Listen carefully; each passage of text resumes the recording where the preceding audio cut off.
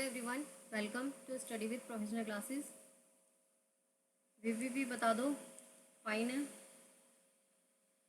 Good evening Karan, good evening Roma, Roshni. VVP fine है। Okay, thank you Roshni.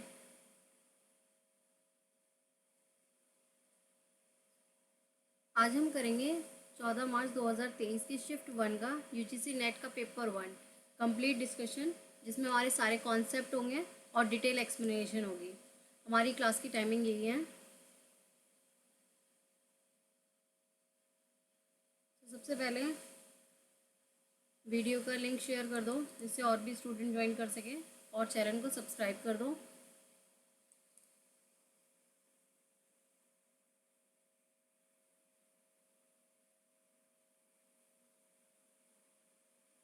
Okay then start करते हैं।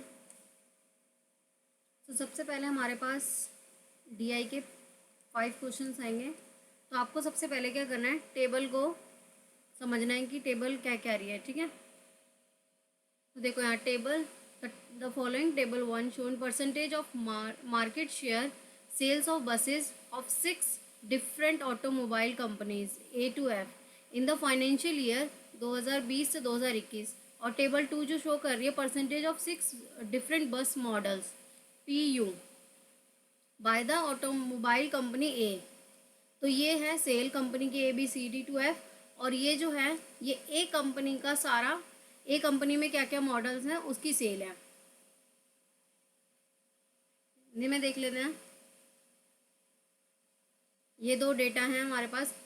Company की बस की बिक्री होती है जो ए से लेकर 20 तक, ABCDEF।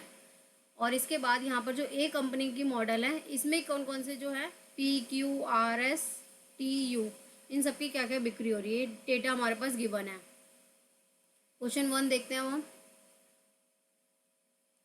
क्वेश्चन 1 पहले आप सॉल्व करोगे, देन मैं इसको सॉल्व करवाऊंगी। 10 सेकेंड्स का टाइम देती हूँ।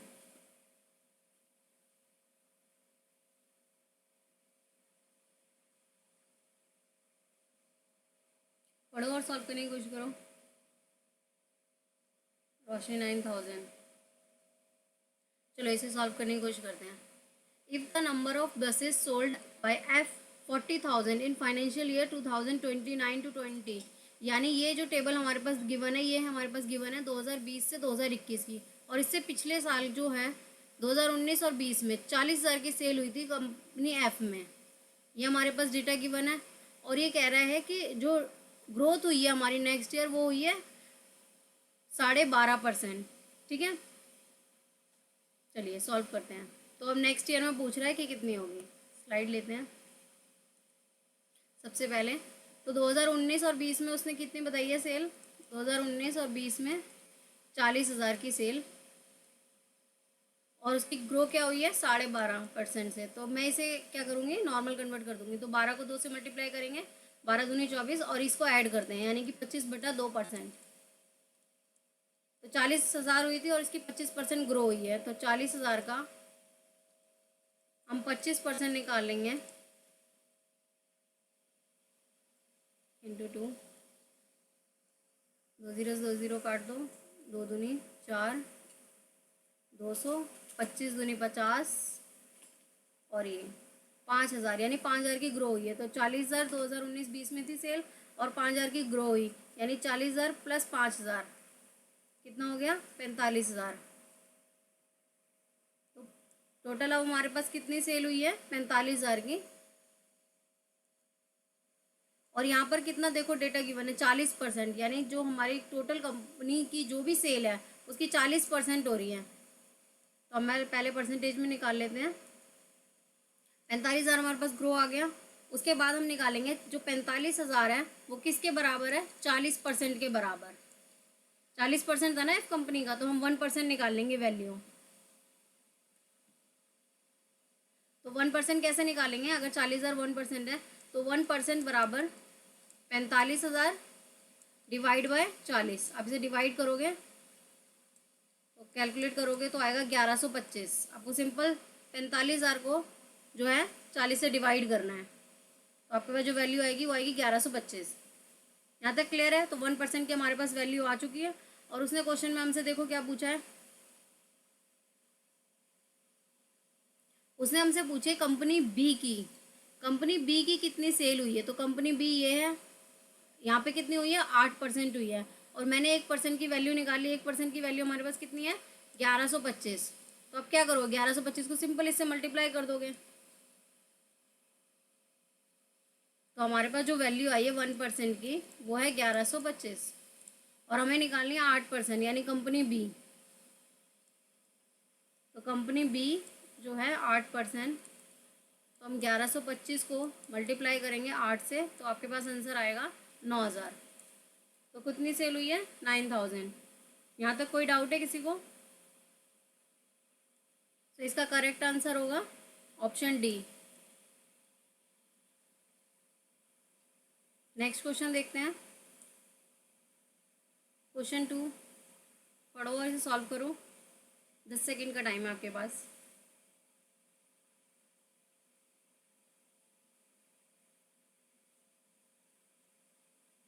Okay, all clear.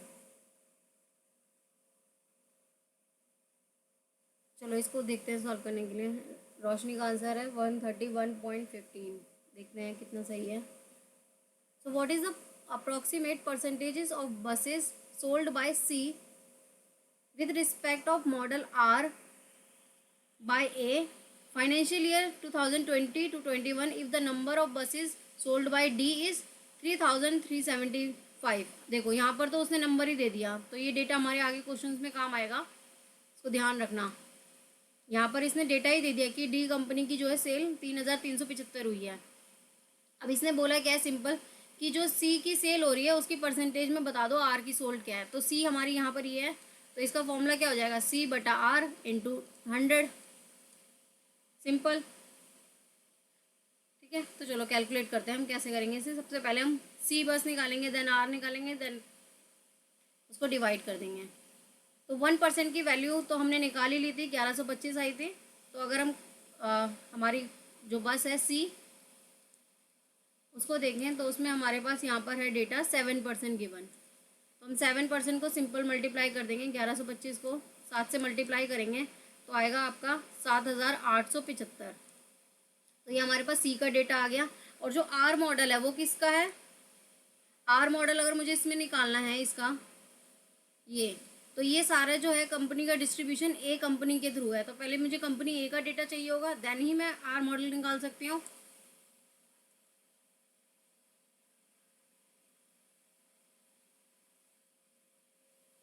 तो कंपनी ए निकालते हैं हम सबसे पहले। कंपनी ए हमारे पास 41% गिवन है। तो क्या करोगे आप, 1125 को सिंपल मल्टीप्लाई कर दोगे 11 से। जब आप मल्टीप्लाई करोगे तो आपके पास आंसर आएगा 46,125। ये आपके पास आ गया कंपनी ए का डेटा, ये हमारे पास कंपनी सी का आ गया। अब मुझे मॉडल आर निकालना है जो कि कंपनी ए के अंदर है। तो मॉडल आर निकाल लेते हैं हम। कंपनी ए का आया था 46,125, उसका हम 12% निकालेंगे, क्योंकि देखो यहाँ 12% ही है मॉडल। आर क्या है, 12%, और ए हमारे 41% तो हम निकाल चुके हैं। एक बार आप डेटा निकाल लोगे तो बार बार इजीली को सॉल्व इजीली काम आएगा, ठीक है। तो 12% हम निकालेंगे तो ये आएगा 5335, ठीक है। ये आ गया हमारे पास आर का। अब हमें क्या निकालना है, रेशो में निकालना है। तो सी बटा आर इंटू 100।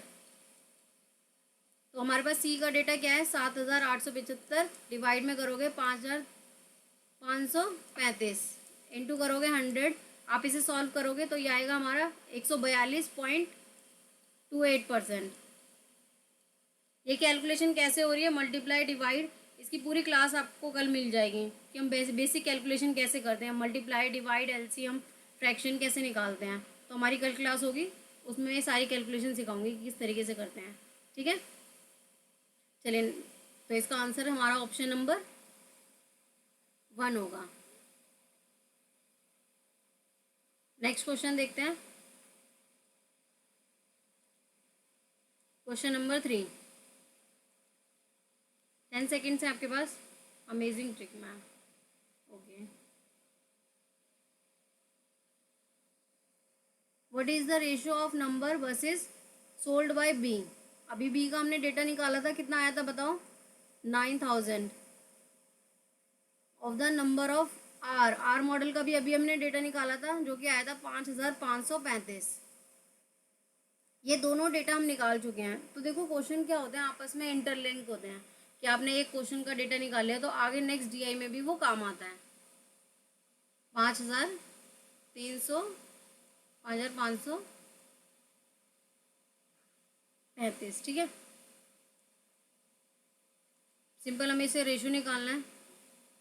तो B/R, आर है हमारा 9000 और ये है हमारा 5535। इसे आप कट करोगे, पहले हम 5 से कट करते हैं। 5 एकम 5, 5 एकम 5, 0, 5 7 35, ठीक है। 5 एकम 5 और या 4, 5 8 40, 1800 आ गया। देन इसे 3 से कट करते हैं, 3 6 18, 600। देन इसे 3 से कट करते हैं, 3 3 9, 9 10 11 6 9। देन इसे हम 3 कट करते हैं, 3 दूनी 6 0 0, फिर दिन से 3 एकम 3, 3 दूनी 6, 3 3 9, 3 3 9, 3 आएगा ना। सो ये हमारा रेशो आ गया 200:123,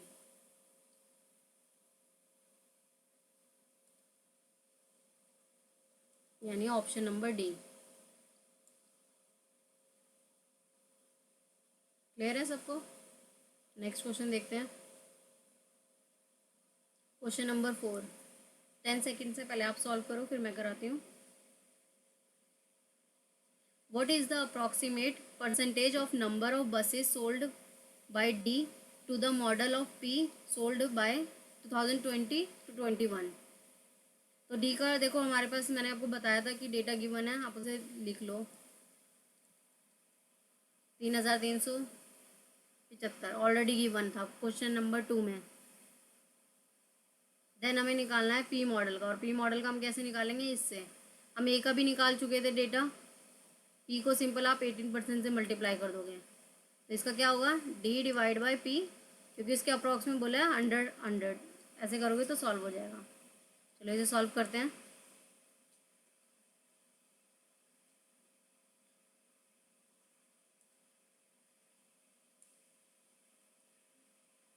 एक मिनट, क्वेश्चन नंबर 4 देना।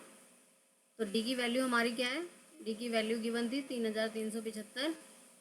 ए की हम निकाल चुके थे, 1025 को हम लोगों ने मल्टीप्लाई किया था 41 से, तो हमारा आंसर आया था 40,125। पी का हम निकाल लेंगे जो कि 18% है, तो 40,125 का जब हम 18% निकालेंगे तो वो आएगा हमारा 8,302.5। तो ये आ गई हमारी पी की वैल्यू, ये हमारी ए की है और ये डी की है। तो हमारे पास तीनों वैल्यू आ चुकी हैं। अब हमें सिंपल रेशो में निकालना है, तो हम क्या करेंगे, इसको डिवाइड कर देंगे,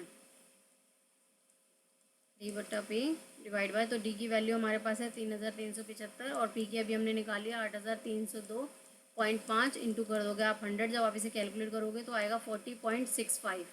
ये होगा आपका answer.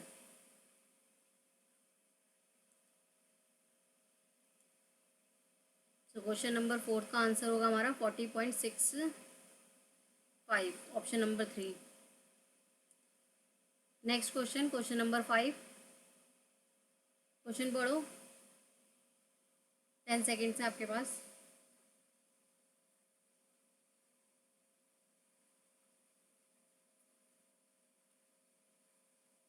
If the number of buses sold F 40,000 in 2020-29, ठीक है। ये तो हम निकाल चुके थे, देखो यहाँ पर हम निकालते ना, ग्रोथ हुई थी 12.5%, तो वो हमारी आई थी 45,000। फिर हमने 1% की वैल्यू निकाल ली थी, 1% की वैल्यू थी 1125, ठीक है। 20 और 21, then the what is the average number of bus sold DCBE financial year 2021 में। तो देखो ये DCBE यानी DCBE,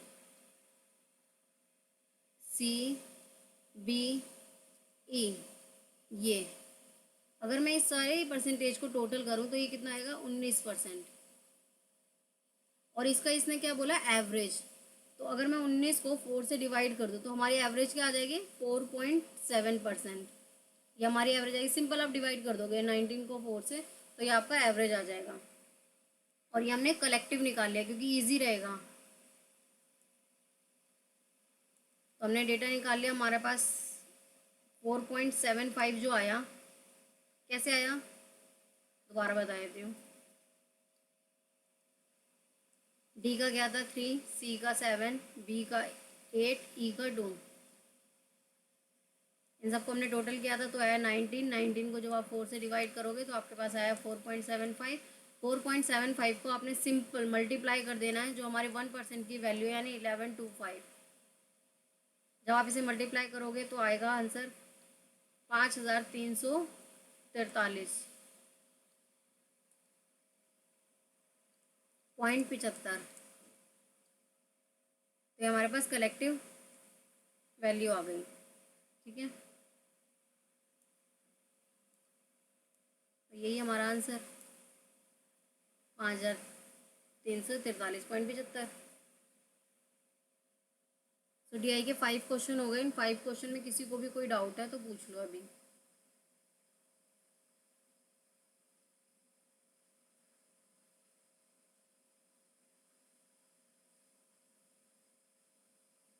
next question, question number 6। 10 seconds का टाइम है आपके पास। हिंदी और इंग्लिश दोनों में गिवन है। How many DTH channel of Swayam Prabha are devoted to telecasting of high quality educational program. Swayam Prabha के कितने DTH चैनल उच्च गुणवत्तापूर्वक शैक्षिक कार्यक्रमों को प्रसारित करने में के लिए समर्पित हैं। बहुत इजी क्वेश्चन है और ये अप्रॉक्स काफ़ी बार रिपीट भी हो चुका है। हाँ, तो इसका करेक्ट आंसर है ऑप्शन नंबर 4। 34 DTH चैनल है जो स्वयं प्रभा पे होते हैं। स्वयं Prabha 34 high quality DTH channel है जो कि 24/7 अवेलेबल होते हैं, जो यूज़ करते हैं GSAT 15 सैटेलाइट टेलीकास्ट करने के लिए। और इसमें एवरी डे 4 आवर के लिए हमारा प्रोग्राम आता है और हर 5 ईयर में हमारा क्या होता है, रिपीट होता है। तो हर 4 आवर में क्या आता है, अपडेट।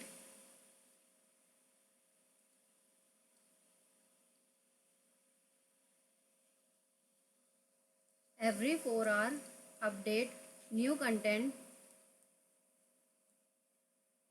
और हर 5 ईयर क्या, हर 5 आवर्स क्या होता है, वो रिपीट होता है हर 5 बार, 5 मोर टाइम। ठीक है, और इसका जो ब्रॉडकास्ट होता है वो कहाँ होता है, दिसाग में। दिसाग की फुल फॉर्म क्या है, Bhaskaracharya institute for space application and Jio information, Gandhinagar Gujarat में ये स्थित है। क्लियर है, ये भी क्वेश्चन आ सकता है।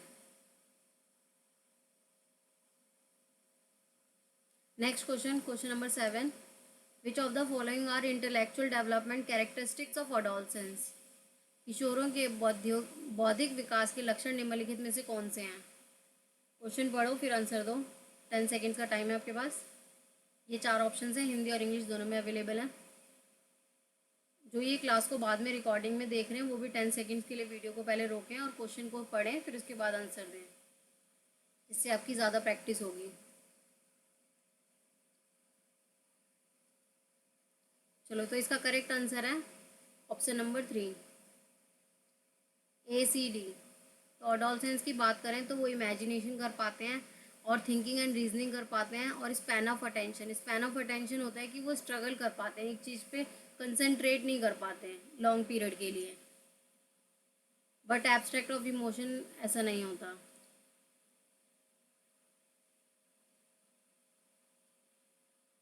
Next question, question number 8। 10 second, Hindi और इंग्लिश दोनों में अवेलेबल है। पढ़ो और बताओ answer.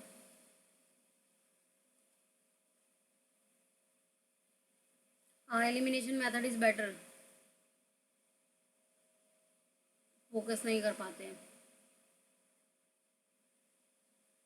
Flipped classroom environment promote करता है, फ्लिप्ड क्लासरूम। इसका करेक्ट आंसर है option number 1, flexible learning culture. अब देखो, फ्लिप्ड क्लासरूम बेसिकली होता क्या है, इसको हम बात करें तो ये बिल्कुल उल्टा है। जैसे क्लास में हम क्या करते हैं, पहले स्टूडेंट को पढ़ाते हैं, फिर उसके बाद उसे क्वेश्चन देते हैं। लेकिन यहाँ पर क्या होता है कि हम उसको वीडियो या रिकॉर्डिंग दे देंगे कि घर पर जाओ, आप उस रिकॉर्डिंग को देखो, उस टेक्स्ट को पढ़ो, उस कंटेंट को पढ़ो, फिर क्लास में आने के बाद उस पर हम डिस्कशन करेंगे। तो यहाँ पर क्या हो रहा है, वो बच्चा टॉपिक जो है वो घर से पढ़कर आ रहा है, उसके बाद उस पर डिस्कशन हो रहा है या उसको कोई डाउट है तो वो बता रहा है। तो ये क्या है, फ्लेक्सिबल है। वैसे भी एलिमिनेट हो रहा था, देखो फिक्स तो हो नहीं सकता, और फेस टू फेस तो ट्रेडिशनल होता है, फिक्स एंड पैसिव भी नहीं है।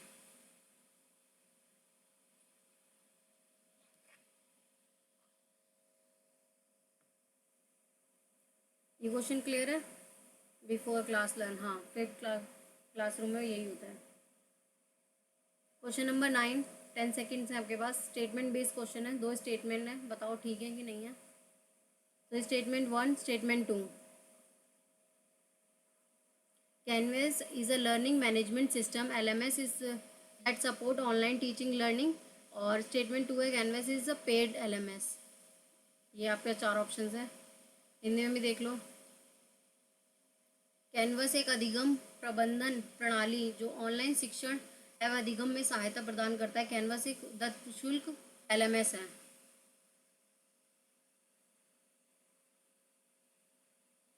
चलो इसका करेक्ट आंसर देखते हैं। तो इसका करेक्ट आंसर है ऑप्शन नंबर 3। पहली स्टेटमेंट करेक्ट है और दूसरी इनकरेक्ट है, देखते हैं क्यों। तो कैनवस जो है बेसिकली जब हम इसकी बात करते हैं तो ये क्या करता है, कनेक्ट करता है टीचर एंड जो स्टूडेंट है उन दोनों को आपस में कनेक्ट करता है, और यहाँ पर क्या करते हैं, स्टूडेंट लर्न करते हैं। लेकिन canvas is a paid LMS। तो ये क्या करता है, कैनवस जो है, canvas LMS is a open source learning management system. यहाँ पर क्या होता है कि हाउस प्रोवाइड किए जाते हैं हाइब्रिड। तो ये इंडिविजुअल होता है, तो इंडिविजुअल फ्री भी यहाँ पर होता है, इंडिविजुअल फ्री भी होता है और पेड भी होता है। लेकिन यहाँ पर सिर्फ पेड की बात लिखी है, इस वजह से ये गलत है, क्योंकि ये फ्री में तो अवेलेबल है सभी के लिए, लेकिन जब हम पेड की बात करते हैं तो कुछ स्पेसिफिक कंटेंट के साथ ये अवेलेबल होता है। तो जिस वजह से दूसरी स्टेटमेंट जो है वो गलत है और पहली स्टेटमेंट ठीक है।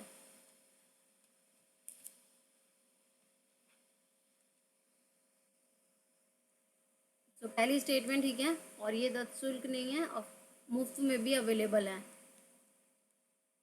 इस वजह से ये स्टेटमेंट पहली सही है और दूसरी गलत है। Next question, question number 10। Hindi और इंग्लिश दोनों में क्वेश्चन अवेलेबल है, पढ़ो और आंसर दो। Jigsaw strategy is an example of, jigsaw रणनीति निम्नलिखित में से किसका उदाहरण है। 4 ऑप्शंस हैं। चलो इसका करेक्ट आंसर देखते हैं, ऑप्शन नंबर 2, कोऑपरेटिव लर्निंग, सहकारी अधिगम। अब ये होता क्या है, यहाँ पर बेसिकली जिक्सा स्ट्रेटेजी होती है कि आपके ग्रुप बना दिए जाते हैं। जैसे यहाँ 4 ग्रुप बना दिया, अब यहाँ पे 4 बच्चे हैं, इन्होंने एक टॉपिक पे स्टडी की, इन्होंने भी टॉपिक पे स्टडी की, यहाँ पे भी इन्होंने स्टडी करी और मास्टरी करी, फिर आपस में क्या करा, डिस्कस कर लिया। तो ये बिल्कुल इसका एग्जांपल है कोऑपरेटिव लर्निंग का। प्रॉब्लम सॉल्विंग होती है कि आप पर्टिकुलर एक प्रॉब्लम सॉल्व कर रहे हो। टीम टीचिंग में क्या होता है, 2 और मोर टीचर्स होते हैं जहाँ पर क्लास में वो स्टूडेंट को पढ़ाते हैं, और लेक्चर कम डेमोन्स्ट्रेशन में होता है कि टीचर एक लेक्चर देता है और कुछ ना कुछ डेमोन्स्ट्रेट करता है उस टॉपिक को समझाने के लिए। Next question, question number 11। In the case of focus of research is to improve a school in which students are participant and research supervisor as teacher such as researcher in term as। यदि शोध का केंद्र एक विद्यालय को सुधार लाता है तो इसमें विद्यार्थी प्रतिभागी और शोध पर्यवेक्षक शिक्षक हैं, तो इस तरह के एक शोध को किस रूप में जाना जाता है। ये रिसर्च का टॉपिक है, रिसर्च पर मैं ऑलरेडी क्लास बना चुकी हूँ, जिन भी स्टूडेंट ने नहीं देखी प्लेलिस्ट में जाकर देख सकते हैं। और PYQ हम ऑलरेडी कंप्लीट कर चुके हैं। 6 March shift 1, 6 March shift 2, 1 March shift 1, और आज हम जो कर रहे हैं 14 मार्च, और नेक्स्ट हम क्लास में करेंगे इसी का शिफ्ट 2। तो चैनल को सब्सक्राइब कर लो अगर आपने सब्सक्राइब नहीं करा, जिससे आपको नोटिफिकेशन मिल सके, और टेलीग्राम को ज्वाइन कर लो जिससे क्लास के लिंक मिल सकें। तो क्वेश्चन देखते हैं। तो इसका करेक्ट आंसर है एक्शन रिसर्च। एक्शन रिसर्च का कीवर्ड ही है लोकल प्रॉब्लम, इम्प्रूव। जब भी आपको इस तरीके के वर्ड दिख जाए, इम्प्रूव, लोकल प्रॉब्लम, तो इसका करेक्ट आंसर ही है हमारा एक्शन रिसर्च। बेसिक रिसर्च की बात करें तो ये फंडामेंटल रिसर्च होती है, थ्योरी को एक्सप्लेन करने के लिए। कोई नई थ्योरी बन रही है तो तो उसे हम एक्सप्लोर करने के लिए बेसिक रिसर्च यूज़ करते हैं। ट्रेडिशनल रिसर्च एक ब्रॉड टर्म है जिसमें हमारी बहुत सारी रिसर्चेज आती हैं, जैसे कन्वेंशनल मेथड हो गई, क्वालिटेटिव, क्वांटिटेटिव, ये सारी होती हैं। सुपरवाइजर रिसर्च में क्या होता है, एक मेंटोर होता है जो सुपरवाइज करता है आपको। तो इसका करेक्ट आंसर है action research. Next question, question number 12 पढ़ो और फिर इसका आंसर दो। Yes Roshni, local, improve. 10 seconds है आपके पास, हिंदी और English. Selection of assignment of group of people instant of individual respondent based on membership of a group, location और some of identify variable and sampling लेबल। सैम्पलिंग का मैं ये टॉपिक ऑलरेडी बता चुकी हूँ, जिस भी स्टूडेंट ने लास्ट क्लास ली थी। प्रतिचयन के लिए एक समूह की सदस्यता अव्यवस्थित और कुछ अन्य पहचान चर आधारित व्यक्ति उत्तरदाताओं के बजाय लोगों के समूह के चयन या नियत कार्य को रूप में चिन्हित करते हैं। ये 4 ऑप्शन हैं आपके पास।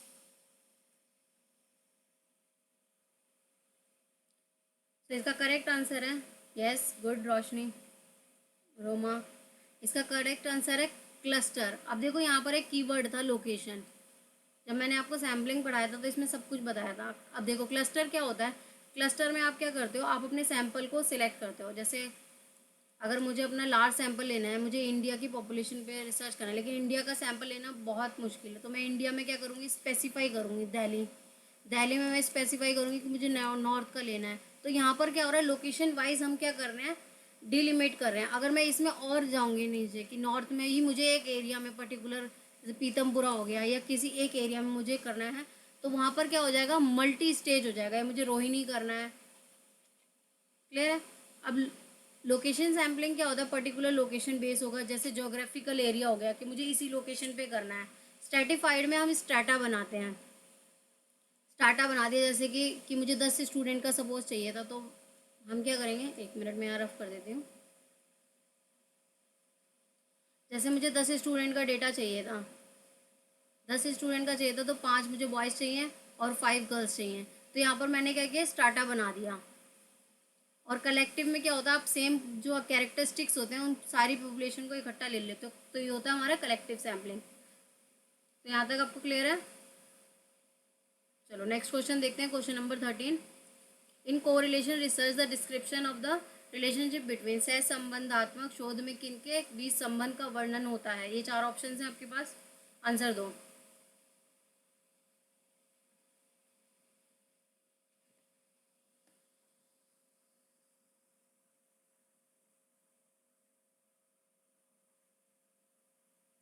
तो इसका करेक्ट आंसर है इंटरवल वेरिएबल। अब इंटर वेरिएबल में क्या होता है, 2 वेरिएबल होते हैं, उनके भी जो भी इंटरवल है उसमें हम क्या देखना है, कोरिलेशन देखना है। तो ये कोरिलेशन क्या करता है, 2 चीज़ों के बीच में रिलेशन देखना, क्लियर है। अंतराल चर। Next question, question number 14। What are the types of auto ethnography. ये ऑप्शन है आपके पास, इसमें बताओ आपके पास। इंग्लिश में, हिंदी में पढ़ लो। 3 प्रकार से। तो इसका करेक्ट आंसर है ऑप्शन नंबर 2, BCD।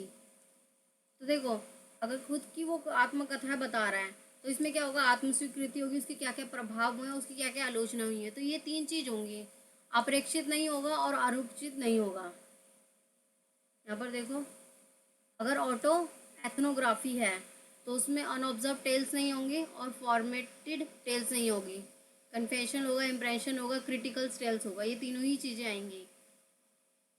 यानी इसका करेक्ट आंसर है BCD, option number 2।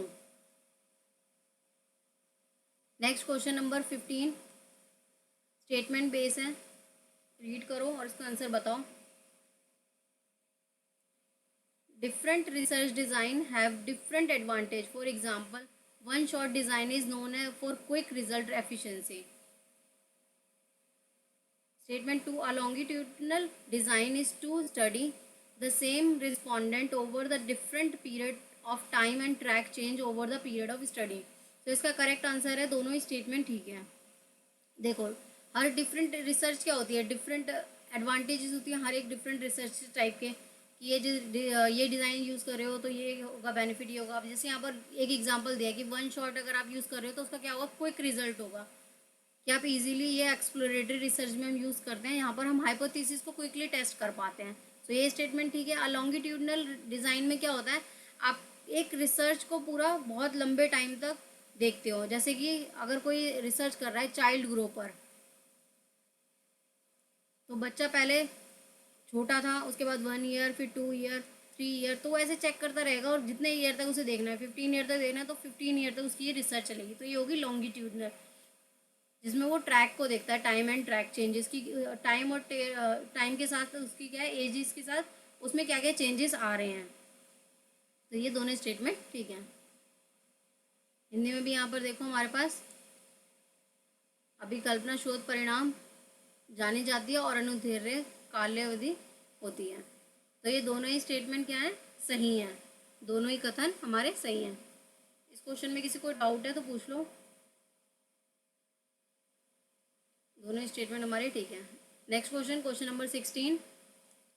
When communication use their positive or good image to reduce negative feeling toward a product brand, तो यहाँ पर कम्युनिकेशन क्या हो रही है, यूज़ कर रही है पॉजिटिव और गुड इमेज को, जो उसकी नेगेटिव फीलिंग्स है उसको हटाने के लिए।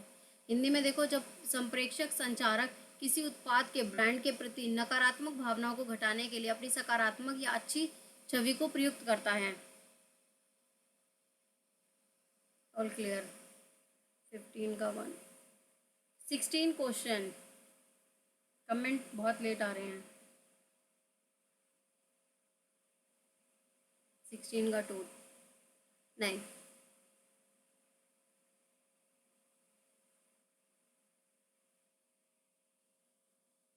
हाँ, करेक्ट करेक्ट रोमा। तो इसका करेक्ट आंसर है द प्रिंसिपल ऑफ कॉन्ग्रुइटी, संगति में सिद्धांत। तो यहाँ पर क्या हो रहा है, जो एक कम्युनिकेटर है एक पॉजिटिव और गुड इमेज को कर रहा है, क्योंकि वो नेगेटिव जो फीलिंग्स है टूवर्ड अ ब्रांड उसको वो कम करना चाहता है, उसे हटाना चाहता है। कन्फर्मेटी में क्या होता है, जो भी वो जो प्रोडक्ट है उसके बिहेवियर, उसकी ओपिनियन, ग्रुप ऑफ सोसाइटी कि वो रिलेट कर रहे हैं कि नहीं कर रहे हैं, वो कन्फर्मेटी ले दी जाती है। ठीक है। और कन्वीनियंस में क्या होता है कि वो जो कॉपरेटिव कंजम्पशन है हमारी, वो सारी क्लोथ की हेल्पफुल है, हार्मफुल है पर्पसेस, ये सब कुछ देखा जाता है। तो इसका करेक्ट आंसर होगा option number 1। Next question number 17। Which type of appeal work effectively when people are not strong source of creditability of high, जब लोग मजबूत नहीं हैं और स्रोत और उच्च विश्वसनीयता है, तो किस प्रकार की अपीलें होंगी।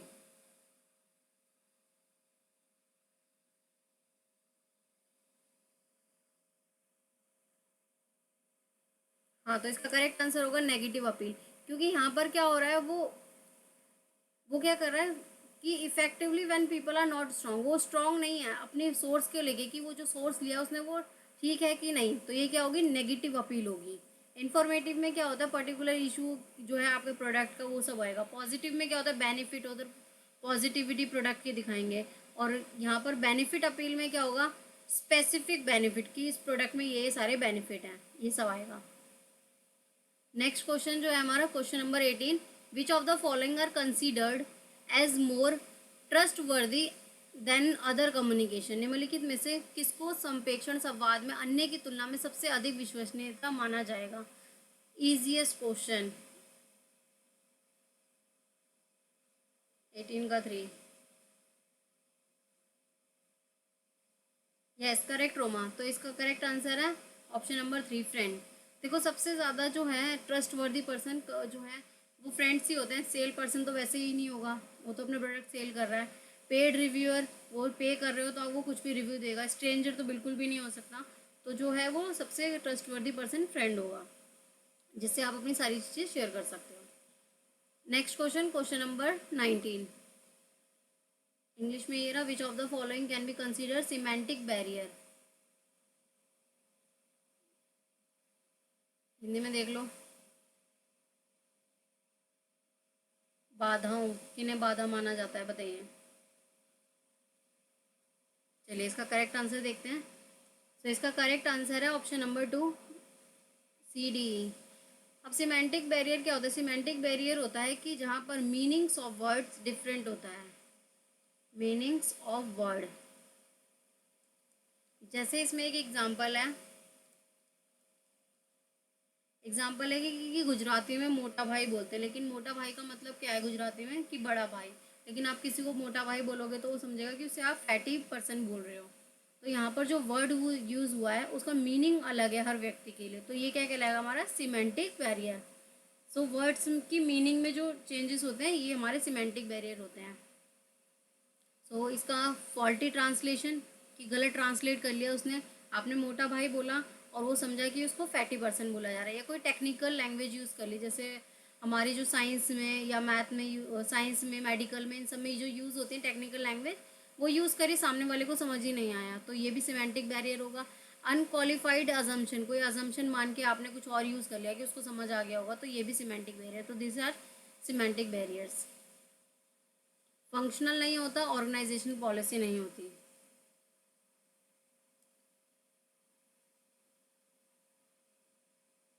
CDE दोषपूर्ण अनुवाद, तकनीकी भाषा उपयोग करिए या बिना आधार के आपने कुछ भी पूर्व धारणा है, तो ये तीनों इसके सही आंसर हैं। ये बाधाएं हैं संचार में, जब आप किससे कर रहे हो तो संचार के टाइम पे ये बाधाएं होती हैं कि उसको ये शब्द समझ नहीं आ रहे। Next question, question number 20। दो स्टेटमेंट्स हैं, आपको बतानी है कौन सी सही है कौन सी गलत है।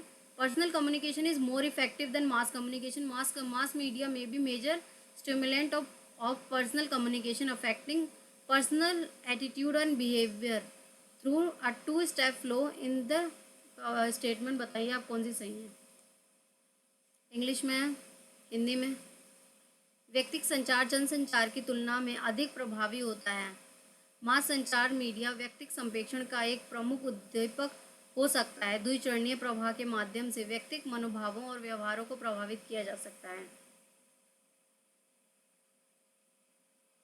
तो इसका करेक्ट आंसर है, वेरी गुड रोमा रोशनी। तो इसका करेक्ट आंसर है ऑप्शन नंबर 1। ये दोनों ही स्टेटमेंट ठीक है। अब देखो पर्सनल कम्युनिकेशन जो है वो ज़्यादा इफेक्टिव होती है मास कम्युनिकेशन में। मास कम्युनिकेशन में एक पर्सन से बोल रहा है और बहुत सारे लोग से सुन रहे हैं, ठीक है, तो कुछ को समझ भी रहे हैं कि नहीं भी समझ रहे हैं। लेकिन जब पर्सनल कम्युनिकेशन हो रही है, एक व्यक्ति दूसरे व्यक्ति से बात कर रहा है, तो ये क्या होगी, ज़्यादा इफेक्टिव होगी। जैसे मैं आपको समझा रही हूँ कुछ, तो आपको ईजिली समझ आएगा। क्लियर है, तो ये ज़्यादा इफेक्टिव होती है। और mass media is a type of major stimulus personal communication affecting personal attitude को आपको अफेक्ट करती है, behaviour through the two step flow. तो ये सारा भी होता है कि आपके बिहेवियर में चेंजेस होते हैं, जैसे पॉलिटिशियन बहुत ज़्यादा यूज़ करते हैं। तो इसका करेक्ट आंसर ऑप्शन नंबर 1 होगा। ऑप्शन नंबर 1, दोनों ही कथन क्या है, सही हैं। अधिक अधिक प्रभावी होती है और ये मनोभाव और व्यवहार को प्रभावित भी करती है। क्वेश्चन नंबर 21,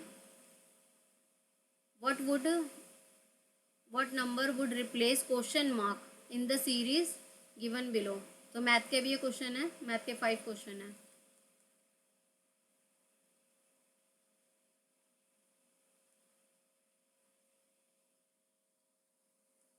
सॉल्व करो, आपके पास 10 सेकेंड्स हैं।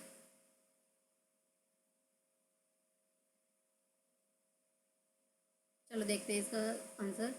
तो देखो यहाँ पर एक सीरीज़ फॉलो हो रही है, हमें एक सीरीज़ को समझना होगा। तो देखो 2 और 7 में अगर मैं यहाँ देखूँ तो 7 ऐड हुआ, यहाँ पर देखें तो हम कितना ऐड हो रहा है 11, यहाँ 15, यहाँ 19, यहाँ 23। नेक्स्ट में अब हम यहाँ देख लेते हैं, अगर यहाँ देखें डिफरेंस तो 4 का आ रहा है, यहाँ डिफरेंस 4 का आ रहा है, और यहाँ पर भी डिफरेंस 4 का आ रहा है, और यहाँ भी डिफरेंस 4 का आ रहा है। इसका मतलब नेक्स्ट भी जो है 4 का आना चाहिए डिफरेंस। यानी 23 में अगर हम 4 जोड़ेंगे तो आएगा हमारा 27, और अगर मैं 77 में 27 जोड़ दूँ तो हमारे पास 104 आंसर आएगा। तो इसका करेक्ट आंसर क्या है, 104। क्लियर है, तो आप इस तरीके से सीरीज़ को समझोगे कि किस तरीके से सीरीज़ चल रही है नंबर सिस्टम में। Next question, question number 22। In how much time an investment 50,000 at the rate of 5% simple interest would be double if the interest is added to the principal amount after every 10 year। यदि प्रत्येक 10 वर्ष के पश्चात ब्याज को मूलधन से जोड़ दिया जाता है और 5% साधारण ब्याज 50,000 का निवेश कितने समय में दुगना हो जाएगा। सिंपल इंटरेस्ट का सिंपल फॉर्मूला क्या है, principal into rate into time divide by 100। चलो अब इसे सॉल्व करो, 10 सेकेंड्स है आपके पास।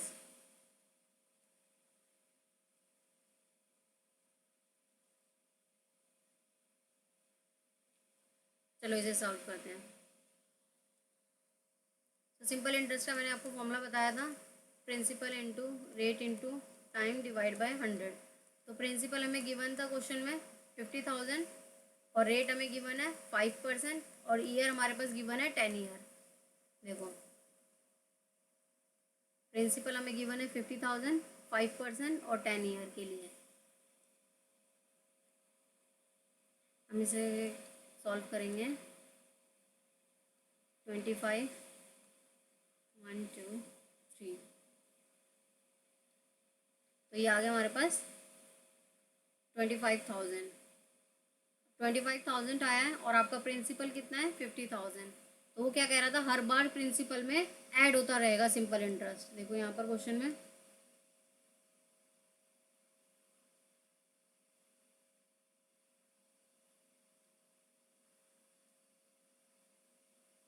प्रिंसिपल में क्या हो रहा है, इंटरेस्ट हर बार ऐड हो रहा है एवरी 10 ईयर।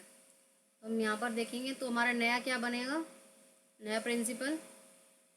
तो प्रिंसिपल हमारा था 50,000 और हमारा इसमें सिंपल इंटरेस्ट जो है 25,000। तो जो नया प्रिंसिपल हुआ वो हमारा हुआ 75,000।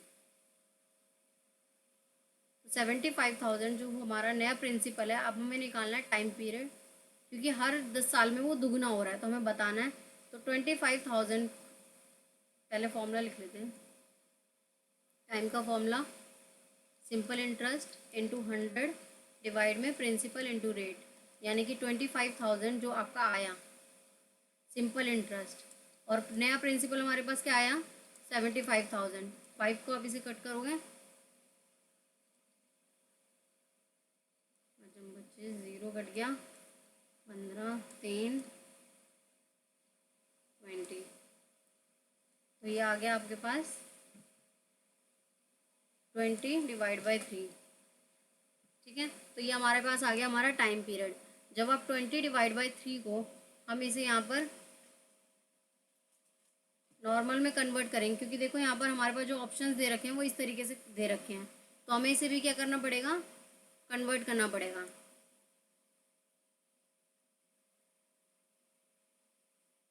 एक शीट और ले लेते हैं।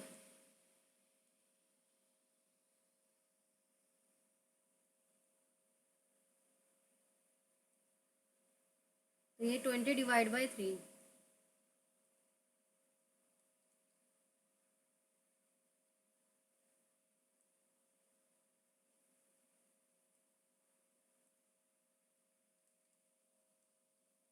इंचिक 18, 2 बचा। ठीक है, फिर इसके बाद आपके पास इसको हम कन्वर्ट कर देंगे, तो ये हमारे पास देखो कन्वर्ट होकर के आ जाएंगे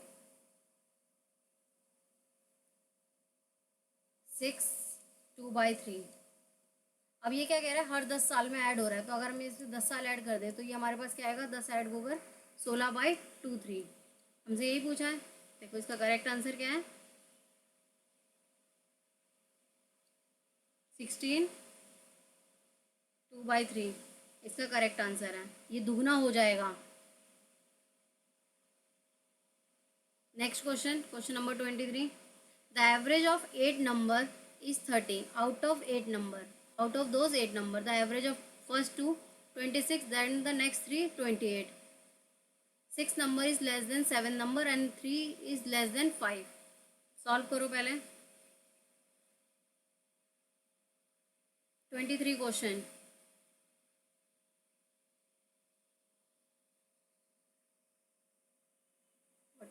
देख चलो इसका करेक्ट आंसर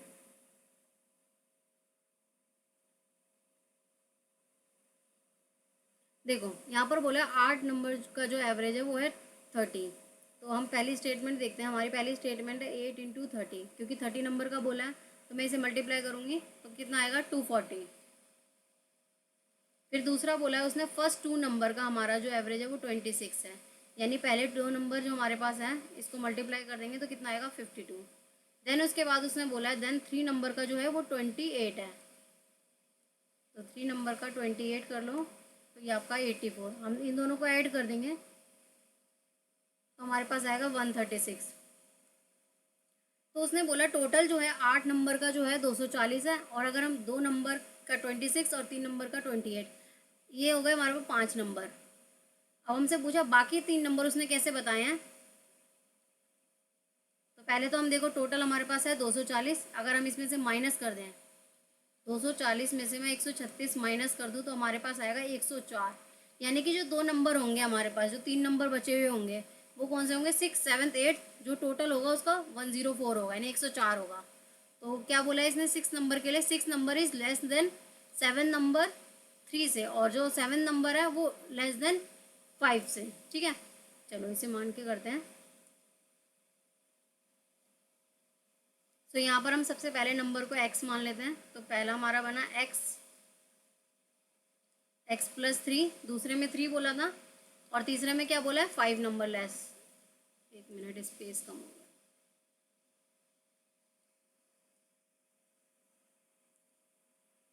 तो x 6 नंबर और दूसरा 3 नंबर से छोटा है, और 8 नंबर क्या है 5 नंबर से छोटा है, और टोटल कितना है 104, 104। तो मैं इसे ऐड कर लेंगे एक्स एक्स को, तो ये कितना आ गया 3x, और ये 5 plus 3 8, 104।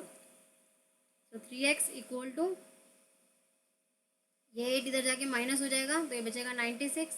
x equal to 96 divide by 3, तो ये आ गया हमारे पास x इक्वल टू 32। अब उसने हमसे 8वां नंबर पूछा है, तो 8वां नंबर के लिए हम क्या करेंगे, 8वां क्या था लेस देन 5 था, यानी कि हमने 6 नंबर में अगर ऐड कर दें 32, तो इसको क्या करेंगे इधर जाके ये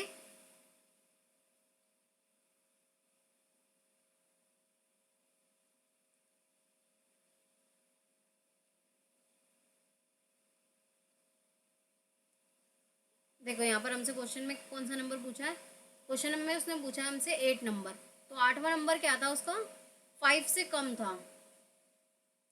जब 5 से कम था तो उसका जो नंबर था 5 से कम था 32। तो हम यहाँ पर क्या करेंगे, जब 32 में यहाँ इधर रहेगा 5,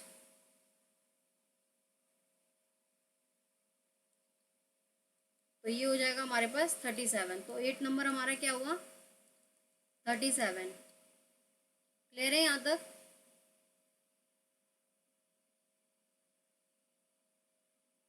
फर्स्ट ऑप्शन इसका। Next question, question number 24। A person has 5350 in a form of 50, 100, 500। तो ये नोट है, आपको बताना है टोटल जो है 32 नोट्स बनने चाहिए। अगर वो इसको करेगा तो बताओ। हिंदी इंग्लिश दोनों में क्वेश्चन अवेलेबल है। 10 सेकेंड का टाइम है आपके पास।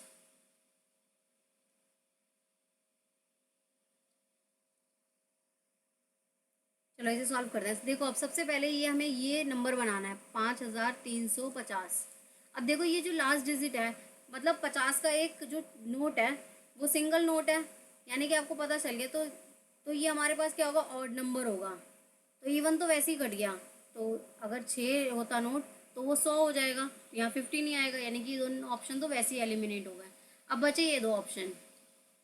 अब इन 2 ऑप्शन को देखते हैं। तो अब देखो दूसरा नंबर देखते हैं, यानी कि ये, अब ये 3 है, यानी 300 राउंड फिगर है, तो यानी कि दूसरी क्या होगी हमारे पास राउंड फिगर होनी चाहिए, यानी ऑप्शन नंबर 3 हमारा करेक्ट बन रहा है इस अजम्पशन से, हमारे एलिमिनेशन मेथड से। अब हम इसे क्रॉस वेरीफाई कर लेते हैं। तो अगर मैं 500 के 13 नोट, 500 के 13 नोट, यानी ये बनेगा हमारे पास 650। और अगर हम 100 के 12 नोट, यानी हमारे पास आ गया 1200। और अगर हम 500 के 7 नोट यानी 3500, तो टोटल हमारा आया 5350। आप एलिमिनेशन मेथड से भी कर सकते हो और इस तरीके से फिर क्रॉस वेरीफाई भी कर सकते हो। क्लियर है। Next question, question number 25। ये कोड इस दे रखे हैं और आपको इस कोड, ये कोड बताना है मैड और सोशल का क्या होगा रिस्पेक्टिव में। हिंदी में भी देख लो। पागल और सामाजिक का बताना है आपको क्या होगा कोड। चलो इसका करेक्ट आंसर देखते हैं। तो देखो डी यू को इसने डॉग बोला है, आर ए को इसने आर बोला है, एस आई को इसने सोशल बोला है, एम आर को एनिमल बोला है, और हमें दो ही वर्ड देखने हैं, मैड और सोशल।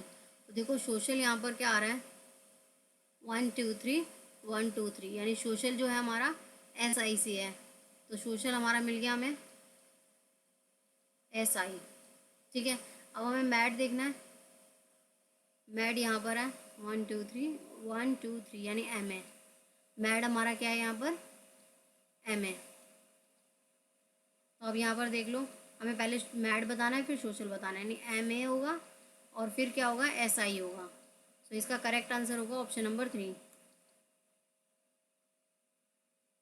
क्लियर है यहाँ तक?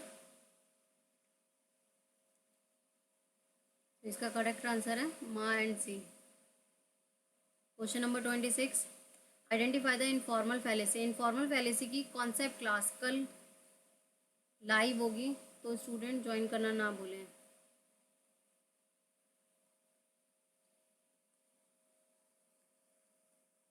इनफॉर्मल फैलेसी की जो हमारी क्लास है कल लाइव होगी 5 o'clock। तो चैनल को सब्सक्राइब कर लो, टेलीग्राम ग्रुप को ज्वाइन कर लो जिससे कि क्लास के लिंक आपको मिल जाए, इंस्टाग्राम और फेसबुक भी फॉलो कर लो।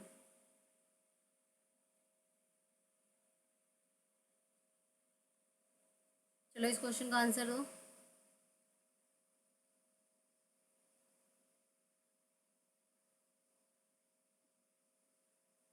तो इसका आंसर होगा अपील टू इग्नोरेंस। देखो क्या है question, identify the informal fallacy in the following argument, no one has ever given the indubitable proof. Indubitable proof is a का इसका क्या है, कीवर्ड है, इसका कीवर्ड ही है इनडाउटेबल, कि जो चीज़ आप आज प्रूफ नहीं कर पा रहे बाद में अगर वो हो जाए तो बात अलग है, लेकिन आज आप उस चीज़ को प्रूफ नहीं कर पा रहे हैं, क्या होता है, नो वन प्रूफ।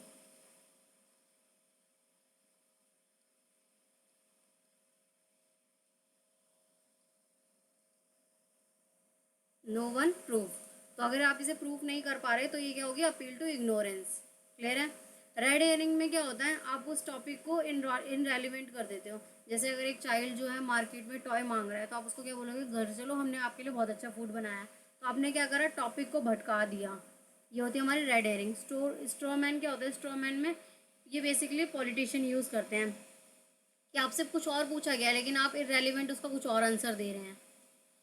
जैसे सपोज एक पॉलिटिशियन ने बोला इस स्टेट में कि इस स्टेट में बहुत ज़्यादा करप्शन है, अब दूसरा पॉलिटिशियन बोलता है लेकिन मैं तो गोवा में हूँ, अब उससे क्या बात की गई है, करप्शन की बात की गई, लेकिन वो क्या बोल रहा है कि मैं उस प्लेस पे हूँ। तो यहाँ पर इरेलीवेंट जो है वो बात की जाती है, तो कुछ का कुछ बताना। Appeal to inappropriate authority, ये ज़्यादातर एक्ट्रेस यूज़ करती हैं कि यहाँ पर क्या होती है, जैसे किसी एक्टर ने बोला कि ये क्रीम बहुत अच्छी है, इससे आप गोरे हो जाओगे, या ये बहुत साबुन बहुत अच्छा है, आप इसे यूज़ करा करो, तो ये क्या है, इन अप्रोप्रिएट अथॉरिटी, क्योंकि वो कोई अथॉरिटी नहीं है, उनको उस चीज़ की नॉलेज नहीं है। तो इसका करेक्ट आंसर होगा अपील टू इग्नोरेंस, ये इसका कीवर्ड था। हिंदी में भी देख लो, यहाँ पर इसका क्या होगा, पराज्ञान मूलक युक्ति।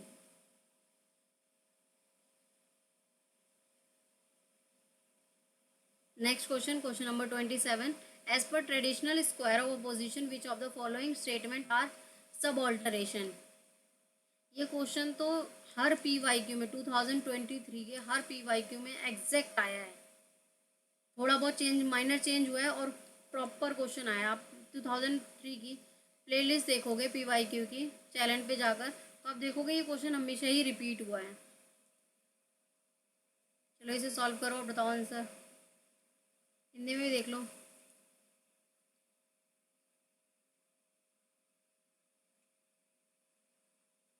चलो इसको सॉल्व करते हैं।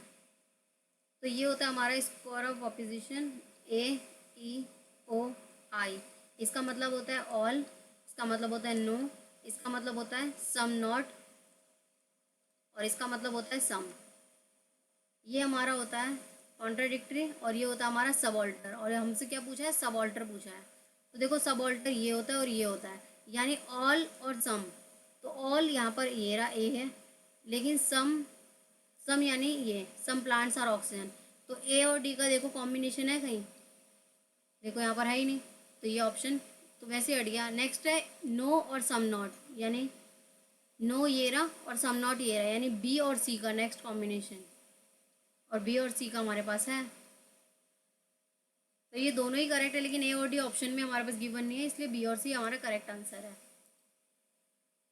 यहाँ पे कोई डाउट है तो पूछ लो। नेक्स्ट हिंदी में देख लो, हिंदी में भी हमारे पास बी और सी, सभी और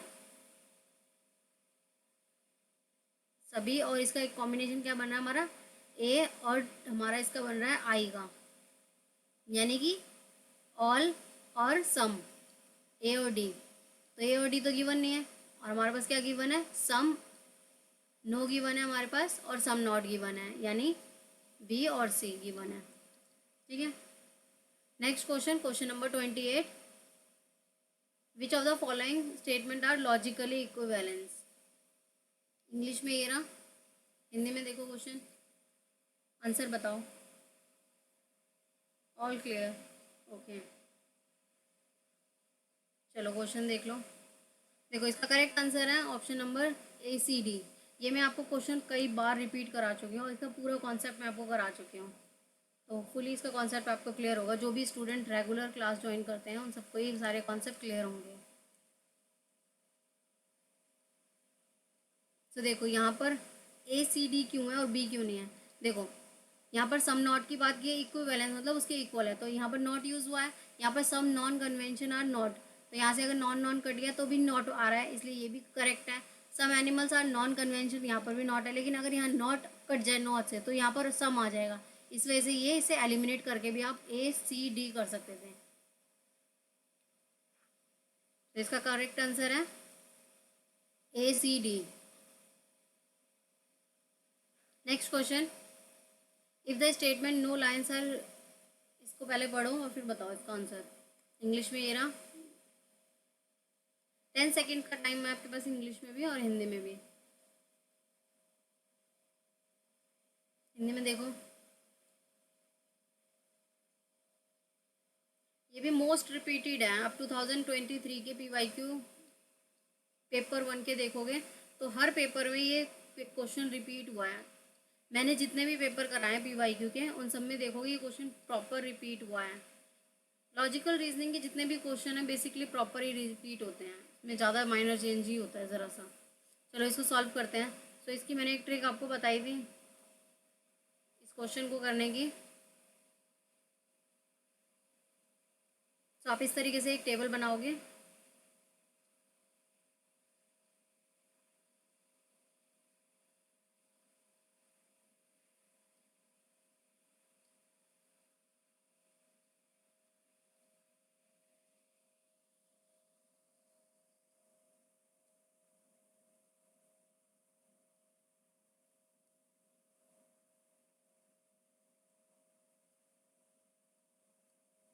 यहाँ पर आप क्या लिखोगे, true true true and true.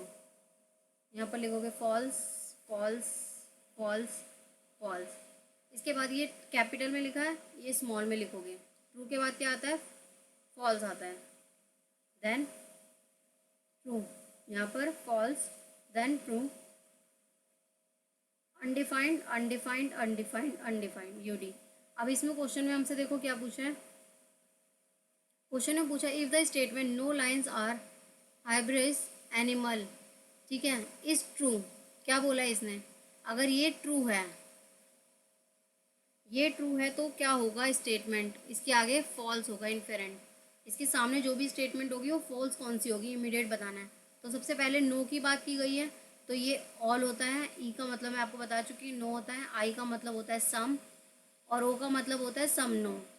तो हमसे क्या पूछे, नो स्टेटमेंट पूछे, नो के आगे ट्रू, तो हम नो में देखेंगे, यहाँ पर ये ट्रू दिखा आपको, इसे हाईलाइट कर लोगे। अब इसके आगे आपको क्या बताना है, फॉल्स बताना है, इमीडिएट फॉल्स कौन सी है। तो इसके आगे फॉल्स देखो, आई दिखेगी और ए दिखेगी, यानी ऑल स्टेटमेंट, और इसके बाद सम, सम वाली स्टेटमेंट, सम नॉट वाली नहीं, क्योंकि यहाँ तो ट्रू है, तो सम यानी ए बी। तो इसका करेक्ट आंसर होगा ए बी ओनली। ठीक है,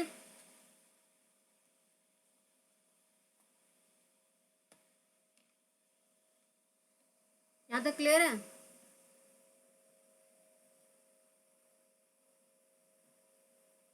क्लियर है यहाँ तक? यहाँ तक कोई डाउट है तो पूछ लो।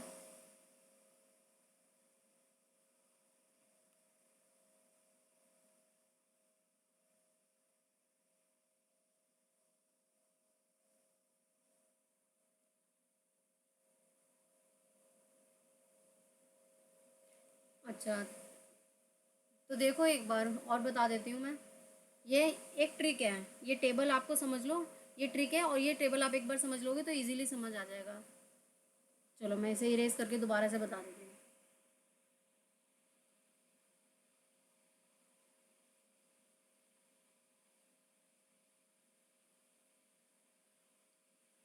देखो, ये टेबल आप बनाओगे सबसे पहले इस तरीके से। आपने एक लाइन बनाई, उसके बाद 4 लाइंस बना लोगे, 1 2 3 4 बना ली। फिर इस तरीके से 4 लाइंस बना लोगे, 1 2 3 4 बना ली। इसके बाद AEIO जो आप लिखते हो नॉर्मल वो लिखोगे, ठीक है? ओके, तो देखो यहाँ पर आप इस तरीके से डायगोनल जाओगे, true true true true. Then यहाँ पर आप करोगे फॉल्स फॉल्स फॉल्स फॉल्स। ये ट्रिक है, इजीली आप मैथ का ये वाला लॉजिकल रीजनिंग का क्वेश्चन सॉल्व कर सकते हो। उसके बाद आपने डायगोनल ट्रू लिख दिया, डायगोनल फॉल्स लिख दिया। इसके बाद यहाँ पर आप अब ट्रू लिखा है, ट्रू के बाद नेक्स्ट क्या आएगा हमारा, फॉल्स आएगा। लेकिन जो फॉल्स लिखोगे वो आप स्मॉल अल्फ़ाबेट में लिखोगे, ठीक है? फॉल्स लिखा हमने। फिर इसके बाद फॉल्स के बाद हमारा क्या आएगा, ट्रू आएगा। इसके बाद यहाँ हमने फॉल्स लिखा, इसके नीचे यहाँ पर देखो यहाँ फॉल्स लिखा है, यहाँ आएगा ट्रू, यहाँ लिखेंगे फॉल्स। देन यहाँ UD UD UD UD UD का मतलब है अनडिफाइंड। फर्स्ट क्लास है, कोई बात नहीं, देखो कॉन्सेप्ट आपको समझ आ जाएगा इजीली। ये समझ आ गया। इसके बाद क्या है, इफ़ द स्टेटमेंट नो। अब हमसे यहाँ पर स्क्वायर ऑपोजिशन में हम क्या कहते हैं, ए को हमारा मतलब होता है ऑल, ई का मतलब होता है हमारा नो, आई का मतलब होता है हमारा सम, और ओ का मतलब होता है सम नॉट, ठीक है? तो अब आपसे पूछा गया है कि अगर नो स्टेटमेंट ट्रू है, मतलब अगर किसी ने बोला है कि नई स्टेटमेंट जो है वो सही है, तो आप बताओ उसके सामने जो भी स्टेटमेंट है वो फॉल्स कौन कौन सी होगी। तो ऑल, तो हमारी नो स्टेटमेंट ये वाली है। अब इसके आगे हमें देखना है फॉल्स, और जब भी आप फॉल्स चेक करोगे तो आपको कैपिटल वर्ड में चेक करना है, इसीलिए मैंने आपको कैपिटल और स्मॉल में बताया। तो देखो यहाँ पर कैपिटल में फॉल्स कहाँ लिखा है, मैंने इसको नहीं देखा, इसको देखना है हमें। किसको देखना है, जिस जो हमारा कैपिटल में है, तो हम इसे मार्क कर लेंगे। ट्रू को मार्क करना है, 1 मिनट, मैंने फॉल्स को कर दिया। क्या हमारी स्टेटमेंट ट्रू है, तो हमने इसे मार्क किया। अब क्या बोल रहे हैं, इसके सामने जो भी है वो फॉल्स बताना है। तो इसके सामने देखो 2 स्टेटमेंट हमारी फॉल्स हैं, एक आई है और ए है। ए हमारी स्टेटमेंट बताती है ऑल्स की, तो all lines are hybrid animals, और सम लाइन्स आर हाइब्रिमेंस, यानी सम वाली बता दी हमने, ये वाली। आई का मतलब था सम, और ओ का मतलब होता है सम नॉट, तो सम नॉट तो ट्रू है, और हमें फॉल्स पूछी, इसलिए सी स्टेटमेंट गलत हो गई और ए और बी ठीक हुई, यानी स्टेटमेंट नंबर 2। तो ऑप्शन नंबर 2 इज करेक्ट। अब समझ आ गया? चलो नेक्स्ट क्वेश्चन देखते हैं। हिंदी में इसका आंसर है ए और बी, सभी और कुछ, ये दोनों ही जो हैं फॉल्स होंगे उसके सामने, बाकी सारे ट्रू हैं। Next question, question number 30। Which of the following type of inference is based on coexistent of middle and major term. तो मिडल और मेजर टर्म की बात की है न्याय लॉजिस्टिक में, ठीक है? तो देखो मिडल टर्म और मेजर टर्म, चलो इसको पहले ट्राई करो आप। 30 का 2, हाँ इसका करेक्ट आंसर है सामान्य दृष्टांत। अब देखो ये है क्या बेसिकली, तो को एग्जिस्टेंट की बात करते हैं, मिडल और मेजर टर्म। अब ये जो हमारी इन्फेरेंस है, अब पहले इसको समझ लो ये कॉन्सेप्ट है क्या सामान्य दृष्टांत का। तो सामान्य दृष्टांत बात करता है स्मोक ऑलवेज को एग्जिस्ट विथ फायर, मतलब जहां पर आग लगी है वहां धुआं होगा, तो आग का संबंध क्या हो गया, धुएं से हो गया। तो ये क्या कर रहा है, को एग्जिस्टेंस कर रहा है, तो को एग्जिस्टेंस इसका कीवर्ड है। और आप ये स्टेटमेंट तो याद कर लो, ये हमेशा ही रिपीट होता है और इसी टर्म में रिपीट होगा। क्लियर है? तो इसका आंसर होगा हमारा सामान्य दृष्टांत। और शेषवात क्या होता है? शेषवात होता है कि जैसे आपने बारिश देखी, बारिश के बाद जो होता है ना कि आपने देखा बहुत सारा पानी रास्ते में पड़ा था, तो पानी देखते ही आपके माइंड में आया कि अरे यहाँ इसका मतलब बारिश हुई थी, तो कुछ शेष से देखकर आपने एक आइडिया लगा लिया कि इसका मतलब यहाँ पर बारिश हुई। तो शेषवात क्या होता है? आपने शेष को देखकर, आपने नीचे पानी पड़ा देखा और आपने अंदाजा लगाया कि बारिश हुई थी, तो ये हुआ शेषवात। पूर्वात, बादल गरज रहे थे, बहुत सारे काले काले बादल हुए आसमान में और आपको लगा कि अच्छा बारिश होने वाली है, तो इसका मतलब आपने पूर्वात, आप पूर्वत लगा दिया। तो ये हमारी सारी इन्फेरेंशियल न्याय में क्लियर है। नेक्स्ट क्वेश्चन एक्सेल शीट का, ये भी मोस्ट रिपीटेड क्वेश्चन है, 2023 में हमेशा एक एक्सेल का क्वेश्चन आया ही आया है। तो देखो ये क्वेश्चन और एक ये फॉर्मूला, पहले ट्राई करो करने का। और सबसे इजी क्वेश्चन आया इस वाले में, ये एजुकेशन का पेपर है 14 मार्च का, पेपर 1। बाकी लैंग्वेज में थोड़ा सा डिफिकल्ट था, चलो हिंदी में देख लो। वैसे एक्सेल में हिंदी और इंग्लिश में ज़्यादा डिफरेंस नहीं होता। चलो देखो देखते हैं क्वेश्चन। तो यहाँ पर एक फॉर्मूला लिखा है, यहाँ पर क्या लिखा है? B10 जो है हमारा प्लस C10, वो क्या हो? ग्रेटर होना चाहिए हमारा 100 से। अगर ऐसी कंडीशन होती है D10 में, तो वहाँ पर क्या हो? ए ग्रेड मिल जाए। तो देखो अब हम B10 देखते हैं। B10 हमारा है 90, और अगर इसमें हम ऐड कर दें 78 यानी 168 जो हमारा आया, क्या ये ग्रेटर है हमारा 100 से? ग्रेटर है ना। तो जब ये ग्रेटर है, जब ये ग्रेटर है हमारा, तो यहाँ पर क्या होगा? हमारी ए हमें ग्रेड मिलेगा। ए और बी तो ऑप्शन में नहीं है, ए। तो इसका करेक्ट आंसर है ऑप्शन नंबर ए। ठीक है, क्योंकि यहाँ पर हमसे पूछा है ग्रेटर देन 100, तो ग्रेटर देन 100 जब हम करेंगे, टोटल करेंगे इन दोनों का 90 और 78 का, तो हमें जो ग्रेड मिलेगा वो मिलेगा ए। चलिए नेक्स्ट क्वेश्चन, क्वेश्चन नंबर 32।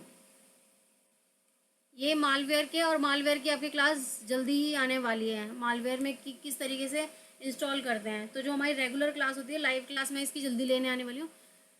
ठीक है, तो चैनल को जिसने भी सब्सक्राइब नहीं करा, पहले तो सब्सक्राइब कर लो कि कौन कौन से हमारे वायरसेस होते हैं।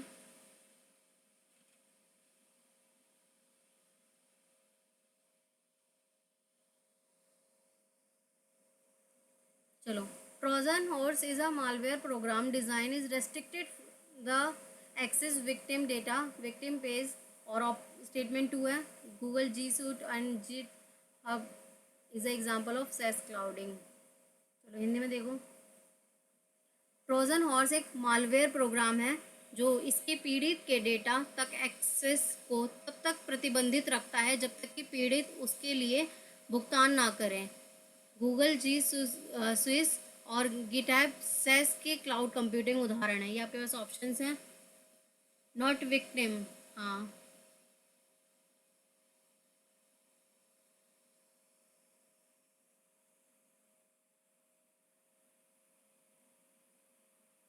जूम मेरी साइड से नहीं हो पाएगा। आप ऐसा करो, उसको इस तरीके से आप अपने मोबाइल पे या स्क्रीन पे आप जूम कर सकते हैं। ये ऐप में मुश्किल है।